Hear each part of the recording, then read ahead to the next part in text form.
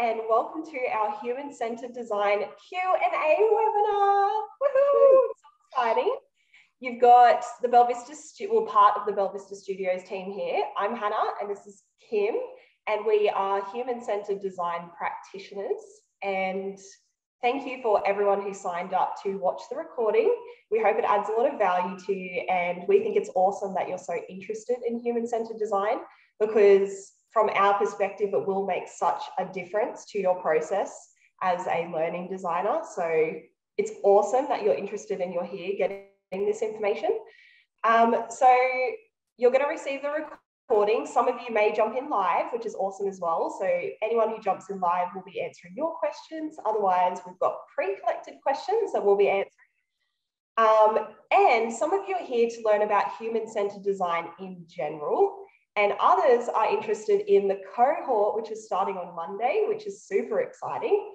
So in this cohort, if you sign up for it, you will learn everything you need to know about human-centered design and how to apply it to your specific project. You will get our human-centered design playbook that has practical activities that you can complete. You get personal coaching, you get group coaching, so you can learn from others in the cohort and learn from their projects. So yeah, it's going to be awesome. And if you want to take your skills next level and learn it, then definitely check that out. The link for the cohort's in the description. It starts on Monday, so get onto it. So this is interactive, but we do have our pre-collected questions. So I think we'll get into them first, Kim. Yeah. Actually, before we do get into the questions, I think we'll just talk about what human-centered design is. So for anyone who's watching the recording, if you're like, I sort of know about it, but I'm not 100%. What human-centered design is it's a process that you use and a way of designing a solution that gets you to put your learner at the heart of it. So we believe that when a business is solving a business problem that involves people needing to change, those people that need to change are the levers for change. So in order to get them to do something differently and to help you meet a business goal, you really need to understand them and understand what motivates them, what they would actually need to do something differently, whether it's like, why are they not doing what they need to be doing to meet the project goal now, because it could be a motivation thing, it could be they don't know how to do it. So there's so many different factors that go into how to solve a business problem, and human-centered design helps you get to the core of the problem and solve the right problem the right way. Do you have anything else you'd like to add to that, Kim? No, I think that's a good start. And I think through the questions that have come through, you'll get to expand on it in more specifics anyway. So stay tuned. Awesome. Well, over to you, Kim, with the question. All right. Okay, question number one. The question is, what are the benefits of taking a human-centered approach as an instructional designer? There are lots of benefits. Tell us about them, Hannah. I think one of the main ones for me is, I think when you start a project as an instructional designer, it can be very overwhelming. So you get a lot of information, a lot of content, and often you are thinking, I don't know what information I actually need to put in. What order do I put it in? Like, how am I going to do this? But by using human-centered design, the pressure gets taken off you as the instructional designer, and you just become a curious person that goes out into the context of the project. So speaking to SMEs, speaking to the learners, you just go out and find exactly what you would need to do to solve the problem. So it really helps to simplify your process, because you're not like guessing and trying to figure things out and spending heaps of time on something that doesn't actually solve the problem. So it makes it a lot easier for you and takes the pressure off, because you get all the answers that you need and you're not wasting time. And you feel better. Like, I feel like when I'm storyboarding a project or I'm working on developing a project, I know that what I'm doing is actually going to make a difference, because I've gone out and I've spoken to the people and I know that that is what they specifically need to do something differently. So it feels a lot more motivating than just getting. I like that. And that resonates as well, what you've said. I feel the same. Feel more comfortable in what you're doing, confident in the impact that it's going to have, and it 100,000,000% for me makes my life easier. Yeah. What about like the benefits of a human-centered approach from the learner's perspective, if we can empathize with them? Yeah, so as a learner, for anyone watching, you may have had experiences where you have not been engaged and you're just like clicking through all this information and you're thinking, this is like not relevant to me, or like, I don't have time to do this. This isn't adding any value. Whereas if you're a learner and you're completing a solution that has had human-centered design applied, it should motivate you. So you should know why you are doing it, and that will make you want to actually engage and do something differently. And it's also designed in a way where it's actually relevant to your world. So the questions that you answer, if there's quiz questions or the scenarios that you're presented with, when it's a human-centered design approach, you will be able to relate and understand like how it fits into your world, rather than just like random situations that don't make sense to you. And it's also like, there's a lot of like UX, like it's user-friendly. The way that we design courses with the learner front of mind, we make sure that it's easy for them to use. So your whole experience as a learner is so much better when it's just like someone has considered you and your experience, and whatever you're completing, someone's really thought about, is it going to be a good experience for you and help you in your world? So yeah. So good. So as an instructional designer, how might a human-centered design approach help you structure effective learning? Well, I think following the human-centered design approach, so we have a formula that we use to structure our learning, and it helps us get it into an order that considers the end user, and it's like a human-centered design formula, but also gives them everything that they need. So, because it can be hard, like structuring a course and figuring out what do I put where, like what order do I put it in. But with the human-centered design approach, what we do is we always start with attention. So we want to grab the learner's attention and understand what's important to them and get them like excited to do something. The next part is impact. So we want them to understand, by completing this training and doing something differently, what impacts can they have on either themselves or their environment that they're in. The next one is action. So now that they know that they could be doing something differently and it can have an impact, what do they actually need to do?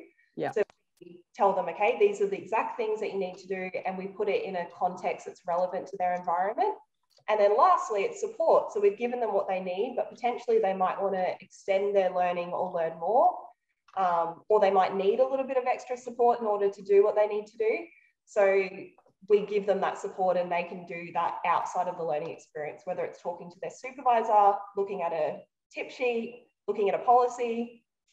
So that works for us, that structure. And I guess like with processes, we always just say like, what would this look like in the real world? So when we're structuring something, we think, in what order would that actually play out in the real world? And we make sure we replicate that in the solution that we create. Love it. Okay. We are always talking about the success statement. Maybe just, do you want to quickly say what a success statement is? And then I'll ask the specific question related to that. Yeah, so success statement is what would be happening in the future if your project goal was met. So for example, it's a statement like, leaders are holding effective and timely performance conversations with their team members. So it's always like, it's like a present tense thing, but it's what you would want to see in the future when the project goal is met. And it just guides everything that you do. Like everything you do should be helping you to meet that reality. Cool. Well, you've kind of predicted the question. So the question is, how does your success statement guide your instructional design process? So if you can give us specifics, that would be very, very helpful. Please. Yeah, so it's just every decision that you make, every bit of content that you use. So for example, if you were going through content and deciding whether you should be putting it into your storyboard, with a success statement always front of mind, you'd be asking yourself, does this specific content or does this process help the learners meet the success statement? You don't include it. So we are like very strict on, if this is what success looks like in the future and this is what you want to get out of the project, we will not be including anything that doesn't help them meet that. Yeah. So it's always asking yourself that question. Like if someone's like, let's put this video in, you'd be asking yourself, does this video help the learners meet the success statement in the future? Yeah. It played out really nicely actually for me the other day in a client workshop where we had done our creative conversation. I'd gone away outside, drafted the success statement, and then go back to the second workshop with the key stakeholders and said, is this the success statement? They get an opportunity to approve verbally, yes or no. So it was approved. And then we're going down through like doing the empathy map and stuff like that. And then that minute, someone else called out the person because they started to be like, what about this? And what about this? And then someone else was like, help me understand. Because I said, this is something to keep in mind, is help me understand how this will help meet the success statement when you go out into the world and your stakeholders want to add all these things. And in the workshop, someone else called out another participant with that specific question. And then they were like, oh, no, it doesn't. I was just getting really excited. Okay, back to what we're doing. I was like, oh my God, so good. But you can get you can actually get your stakeholders to point that out. That's yeah. So cool. Yeah, it was really cool. Okay, so moving on now, we've gone, basically, we've decided to take a human-centered approach. You as an instructional designer, you people watching, and us as practitioners in our team, we are going, yep, it's great. We know the benefits. We see the impact it will have if we empathize with our learners. We've got our success statement. That's going to hold us accountable. Now we're ready. We're going into more of the analysis phase, so deeper. And one of the specific activities that we do is user interviews. So someone's asked a bit more context on how to do that. So I've got a couple of questions related to user interviews. So if the user actually, you explain user interviews and then I'll ask the specific questions that they had. Yeah, so user interviews are whoever you're designing your solution for. It's about meeting up with them, whether it's online or face-to-face, and talking to them about the problem that you're solving. So you would ask them questions to help you better understand their world and help you design a better solution for them. Cool. So someone wants to know, do you record and transcribe your interviews, or how do you actually undertake them?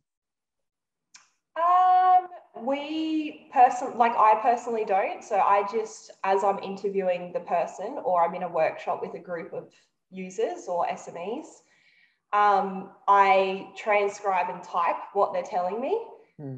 And the reason that I do that is because it enables me to confirm my understanding and ask questions in the moment.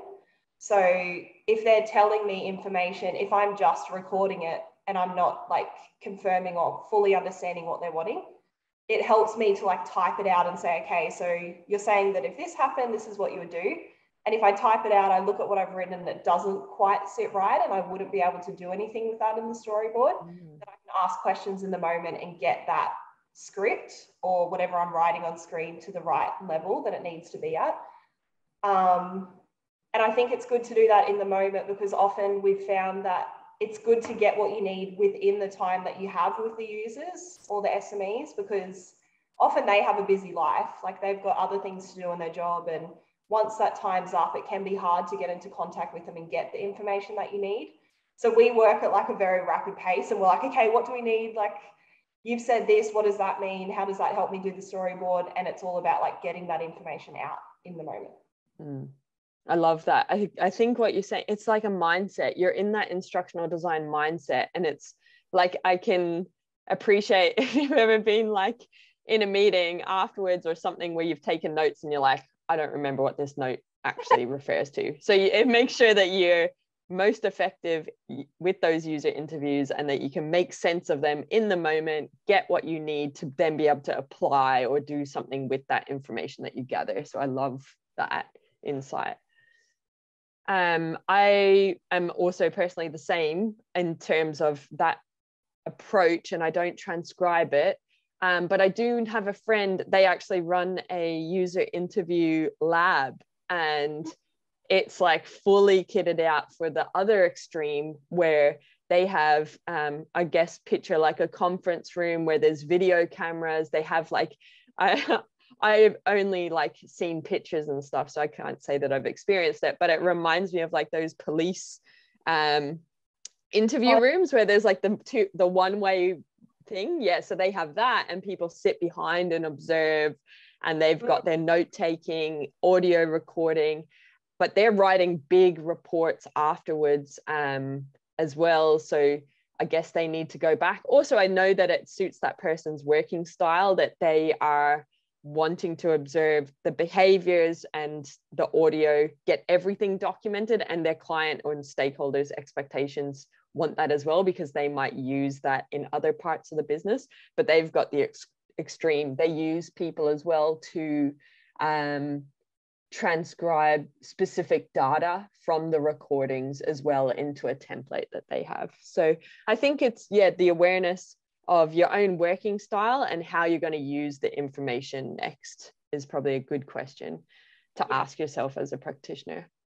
Just a follow-up question, Kim, for you. Like, how do you know what your client would expect? Or do you just, like, is there certain situations where the client might expect you to run interviews where like they need the whole script, or it needs to be like more at that extreme level of detail?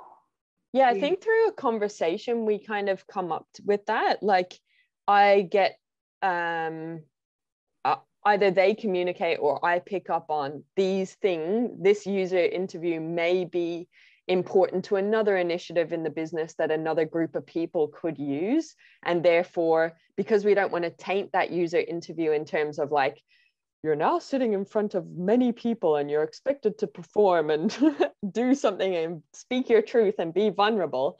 To avoid that, one person is the interviewer, gets the data. Maybe I've had a conversation with another part of the business being like, what's important for you to find out? I can uncover it for you potentially. And then we can pass it on as part of another initiative. Yeah, okay. Yeah. Cool. So the other question, so you've done your user interview, you have your information. So building on that from a practitioner point of view is how you use that. So the question is, how do you go about creating your script, whether it's for a video or the content for a storyboard, from the information that you gather in your user interviews? So I think for us, we pretty much write the script in the time that we're spending, like during the time that we're spending with the user or the SME. So often when I storyboard, because Kim, you're generally the one that will run the workshop and get that data, when I'm writing the storyboard, usually like I don't have to change much. Like the way it's written, I understand the intent and where it's going. And then I'm just like refining it and getting it to a good, like just adding missing words, that sort of thing. Does that answer the question though? I think just to help the specific actions that people would do is that we use our Human-Centered Design playbook in those workshops and stuff. And the way the questions are written allows the right information to come out. Now I'm very like, it's just dot points. So I'm dot pointing every single insight that comes up from stakeholder, SME, whoever it is.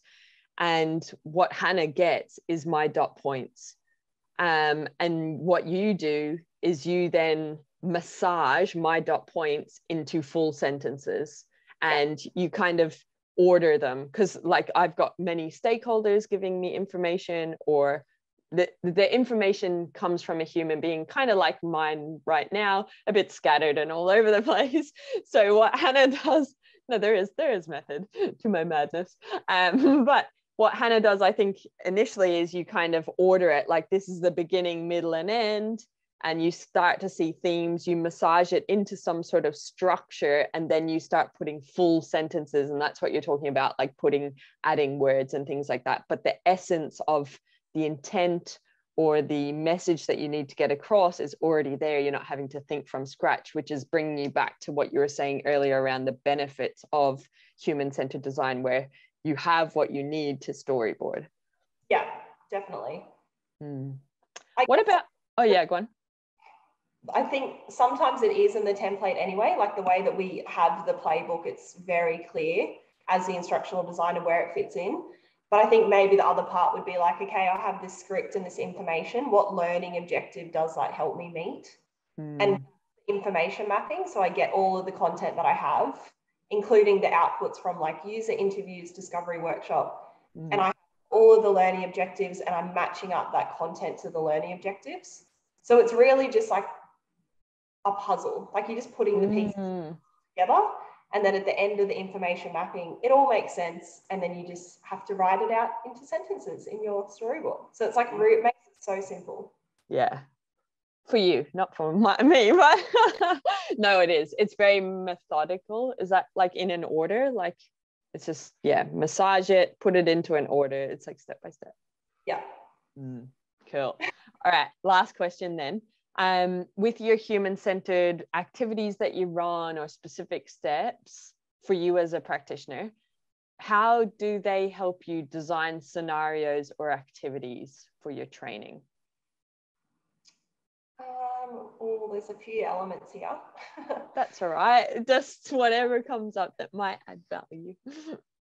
So the first thing is, did you say, can you repeat the first part, sorry? The interviews and the human-centered activities, did you say? Yeah, any human-centered activities, how do you use the stuff that you get from them to create a scenario or a learning activity?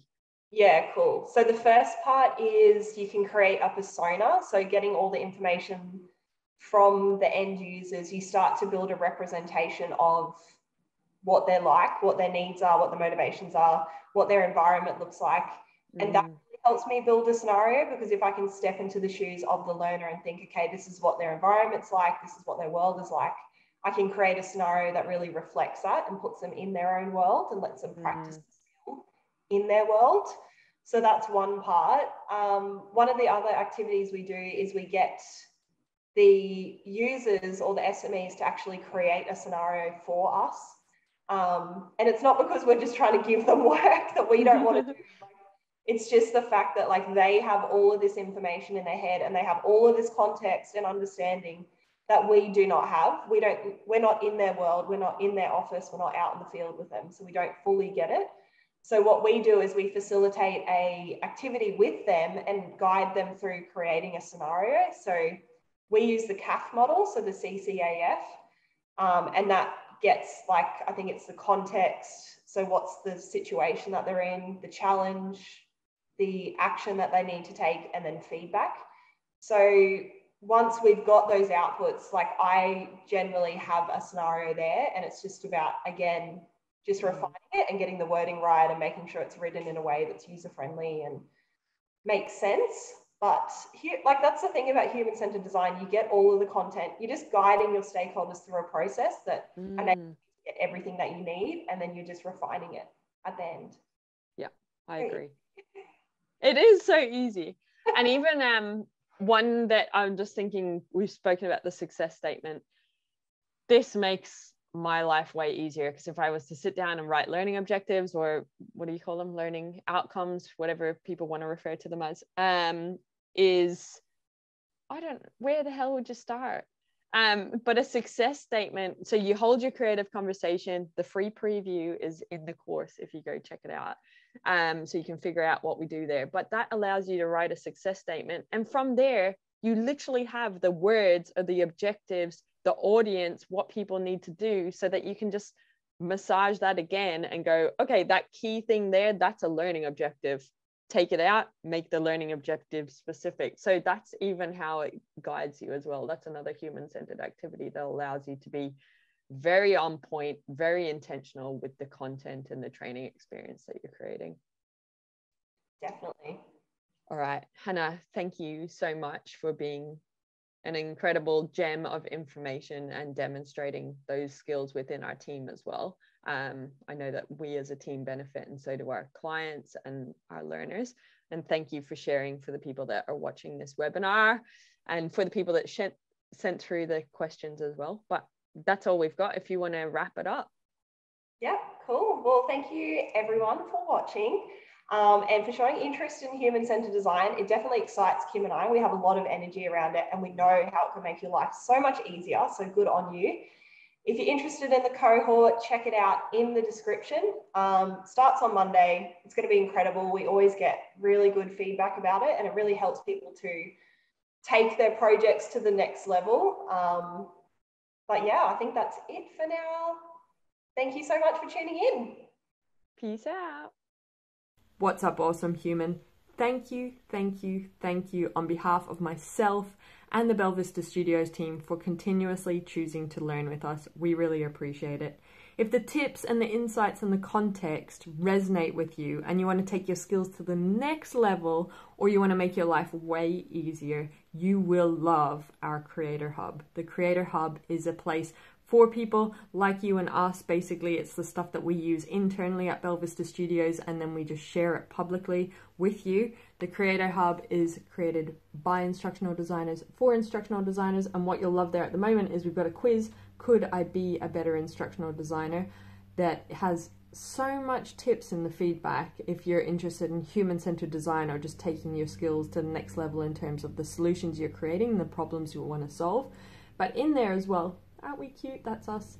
But we've got the coaching courses, freebies, give us gratitude, and also we've got some templates. And basically they're always around the lens of learning experience design, instructional design, and e-learning. So a human-centered design focus is very much what we're about at Belle Vista Studios. So putting your learners at the heart of a solution and creating something for their needs. So there's the human-centered design stuff, and then we've also got the business stuff. So this is the stuff they don't teach you about when you want to become a freelancer or a consultant in the instructional design world. So go check it out. The link is in the description. You can check out everything that is available for you.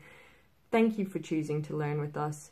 Continuously invest in your skills. You will be rewarded as an instructional designer. Share this stuff, share it with other people, because when we are better instructional designers, we create better solutions that create better humans, that create a better world. So we have a very important role, and I'm excited to be on this journey with you. Have an awesome day.